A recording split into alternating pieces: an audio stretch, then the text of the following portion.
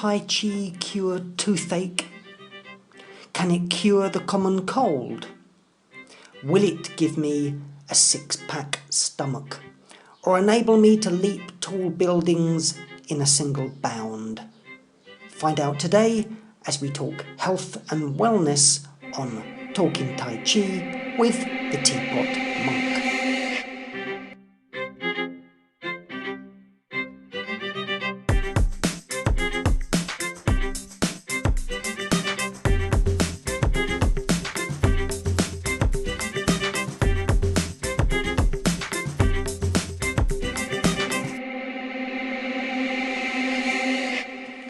Last week, we started our discussion on health and Tai Chi and finished by asking, could Tai Chi cure toothache? Well, no doubt you've all been waiting with bated breath for the answer, and it is highly unlikely.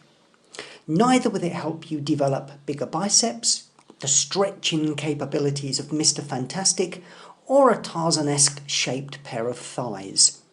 There are other exercise regimes better orientated for goals such as these. Bravo! In Tai Chi, we shouldn't be focusing so much on fitness, dental care, or health, but rather on the concept of well-being, for health is such a broad concept that varies from person to person and from culture to culture. For example, it is possible to live healthily but be constantly plagued with illness. Similarly, it is very possible to live unhealthily but enjoy a wellness elusive to those obsessed by healthy practices. How is this so? Well, the answer has escaped health professionals for centuries, so don't expect to find the answer here. But there are studies that may be worth repeating. In 2003, a study was carried out at the University of California that found a white cell count increase in Tai Chi practitioners, which, according to some, could account for the claims that Tai Chi players are better able to fight off certain infectious diseases, resist social plagues, and see through the transparent lies of corrupt politicians. There have also been studies related to the ability of third-age practitioners to improve their balance and therefore reduce the risk of falls. Given the emphasis in Tai Chi on coordination, careful stepping, structural and postural work, this is not too surprising. I'm sure a course in tightrope walking for pensioners would produce similar benefits.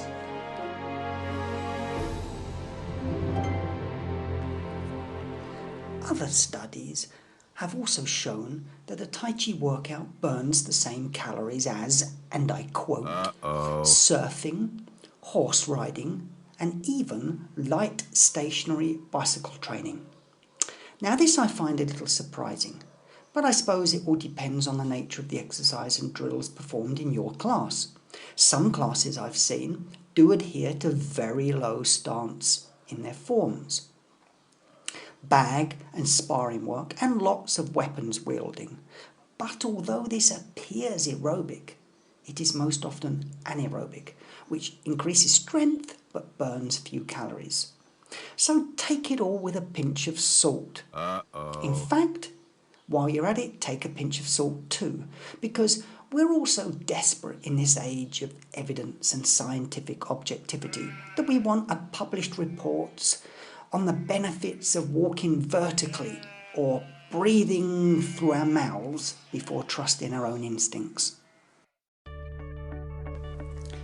But such disciplines as Tai Chi, Taoism or acupuncture fall outside of the cultural framework of Occidental studies and should be accepted as such without attempting to twist the results or practice to fit in with the precedents of Western research. But maybe this is just my contradictory side emerging once more, critical of my own cultural norms and roots. Or maybe it's all part of finding real balance, not in the amalgamation of opposites, but in the recognition of opposing energies. Bravo! But I digress. Whatever any tests may conclude, most practitioners soon discover the benefits of their art without the need of surveys or opinion polls.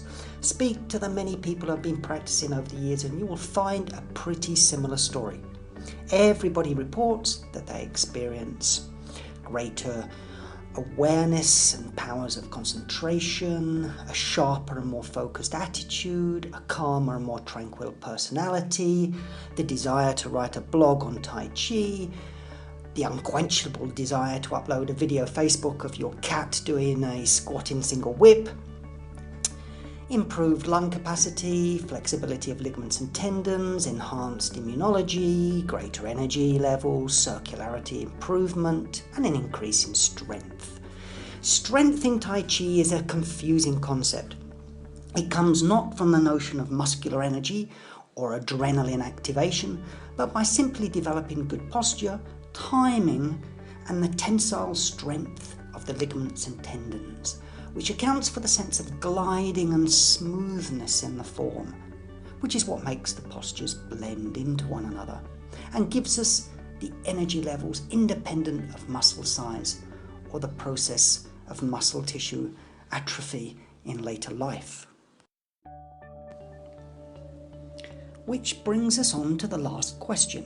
Many people stop me in the street and ask, "Hey, Teapot Monk, it's okay if you're young and fit," which I'm very happy to hear because in reality I'm neither young nor fit. But they say, "Hey, listen, Teapot, I'm 96 years old next week. What can Tai Chi offer me?" Well, I say, age need not be a restriction to the practice of Tai Chi. In fact, the benefits for third age practitioners are very well known. Arthritis sufferers have reported relief and improvement from the subtle and gentle articulations of the joints. Asthma sufferers have reported easier breathing due to the abdominal techniques and movement and coordination exercises. There have been cases showing that third age Tai Chi practitioners enjoy better mental health, feel better, and remain more positive. For Tai Chi is like learning a language. Only the vocabulary is made up of the movements of the body rather than the tongue. It is a constantly stimulating, challenging, and empowering activity. Of course, not everyone wants to learn Tai Chi just for health. We've looked at martial, philosophical, and next week we're going to be exploring Tai Chi as a form of meditation. For whatever age you embark on a course of Tai Chi, whatever background or aims you pursue, the ability to clear your mind and focus on the task at hand is a vital and integral part of not just Tai Chi, but of life.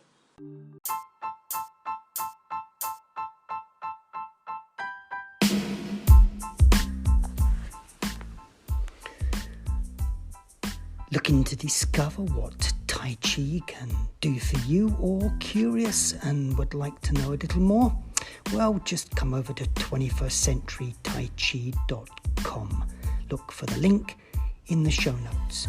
There's short introductory courses, breathing, health, Tai Chi form, sword, philosophy applications and more, plus books, PDFs and great videos and even music. Got a question? Track me down on social media as the Teapot Monk. Thanks for listening.